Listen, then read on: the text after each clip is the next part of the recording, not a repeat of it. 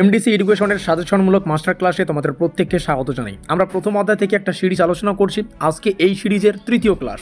এই সিরিজে আমাদের প্রধান উদ্দেশ্য হচ্ছে সম্পূর্ণ প্রথম অধ্যায়টাকে সম্পূর্ণরূপে ক্লিয়ার করা।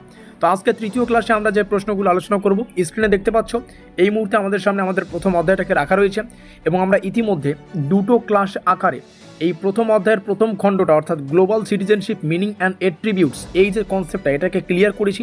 টোটাল 25টার মতো প্রশ্ন এবং উত্তর আমরা এখান থেকে আলোচনা করেছি। এই যে দুটো ক্লাস, এই দুটো ক্লাসের লিঙ্ক তোমরা আমাদের আজকের ভিডিওটির ডেসক্রিপশন বক্সে পেয়ে যাবে, সেখান থেকে দেখে নেবে। ডেসক্রিপশন বক্সে তোমরা আমাদের হোয়াটসঅ্যাপ গ্রুপের লিঙ্কও পাবে, তো অবশ্যই সেখানে ক্লিক করে আমাদের হোয়াটসঅ্যাপ গ্রুপে যুক্ত থাকবে, কারণ সেমিস্টারের শুরু থেকে পরীক্ষা পর্যন্ত যত আপডেট, প্রত্যেকটা আপডেট আমরা সর্বপ্রথম আমাদের হোয়াটসঅ্যাপ গ্রুপেই প্রকাশ করে থাকি। তো আমরা এই সম্পূর্ণ প্রথম অধ্যায় থেকে টোটাল 6টা ক্লাস আলোচনা করব। দুটো ক্লাস ইতিমধ্যেই সম্পূর্ণ হয়ে গেছে, কারণ আমরা আমাদের পেইড নোটসে, এটা কিন্তু পেইড নোটস থেকে প্রশ্ন এবং উত্তরগুলো শেয়ার করা। তো পেইড নোটসে এই প্রথম অধ্যায়টাকে টোটাল 3টা সেটে বিভক্ত করা, আর আমরা একটা সেট এখানে লিখে দিচ্ছি। টোটাল 3টা সেটে বিভক্ত করছি, একটা সেট দুটো করে ক্লাস আলোচনা করছি, টোটাল কিন্তু 6টা ক্লাস। তার মানে কি প্রথম সেট ইতিমধ্যে ক্লিয়ার হয়ে গেছে। দ্বিতীয় সেট শুরু করব। দ্বিতীয় সেট কিন্তু দুটো ক্লাস তোমরা পাবে। আজকে 10খানা প্রশ্ন, নেক্সট ডে 15খানা প্রশ্ন, টোটাল এখান থেকেও 25খানা প্রশ্ন এবং উত্তর পেয়ে যাবে। তোমাদের মধ্যে যদি কেউ আমাদের পেইড নোটস নিয়ে পড়াশোনা করতে চাও বা প্রস্তুতি নিতে চাও, তোমরা জানো এমসিকিউ আকারে যে প্রশ্নগুলো হয়, এখানে কনসেপচুয়াল পড়লে পরীক্ষায় 100% কমন পাওয়া যাবে। তো তোমরা যদি আমাদের পেইড নোট সংগ্রহ করতে চাও, নিচে দেওয়া যোগাযোগ নম্বরে যোগাযোগ করে নোটপত্র সংগ্রহ করবে। প্রাইস অতি স্বল্প, মাত্র 450 টাকা। তোমরা যখন পেমেন্ট করে নোট সংগ্রহ করবে, সেখানে সম্পূর্ণ সিলেবাস থেকে গুরুত্বপূর্ণ প্রশ্ন এবং উত্তরগুলো রাখা থাকবে। যতগুলো অধ্যায় আছে ততগুলো অধ্যায়ের জন্য আলাদা আলাদা পিডিএফ।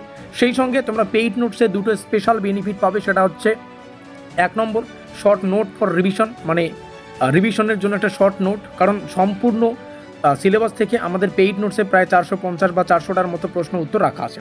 এবার এই 400টা প্রশ্ন তো তোমরা পরীক্ষার আগের দিন বের করে পড়তে পারবে না, তো তার জন্য এই শর্ট নোটটা তৈরি করা আছে, যেটা পরীক্ষার আগের দিন তোমাদের অনেকটা হেল্প করবে। আর এই বিষয়টা পাওয়ার জন্য তোমাদের পেমেন্ট করতে হচ্ছে। নিচে দেওয়া যোগাযোগ নম্বরে যোগাযোগ করে বিস্তারিত জেনে নিতে পারো।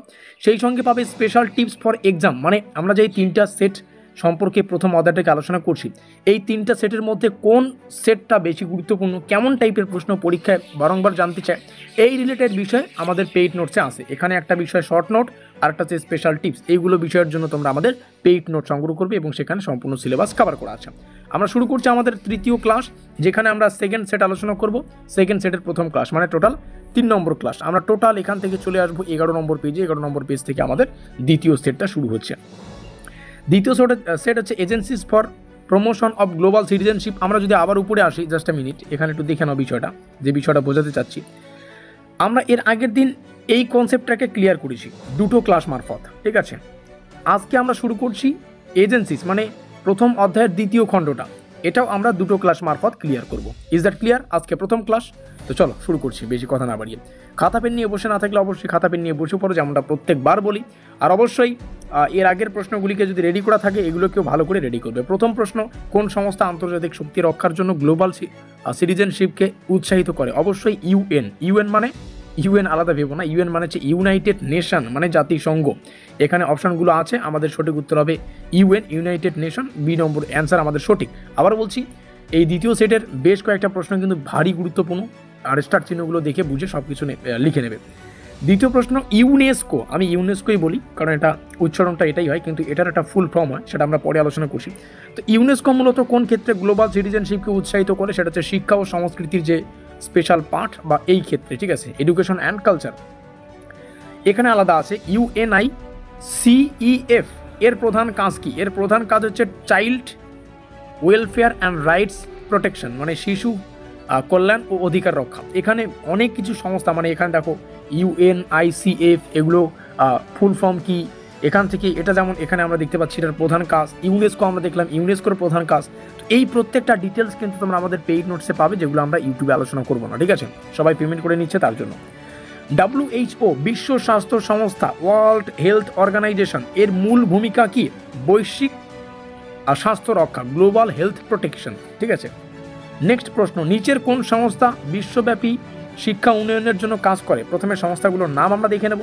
এখানে যেটা রয়েছে ইউনেস্কো, আমরা দেখবো আর চোখ বন্ধ করে কারেক্ট করবো। সেটা হচ্ছে আমাদের এই অপশনটা, অপশন নম্বর বি, ইউনেস্কো।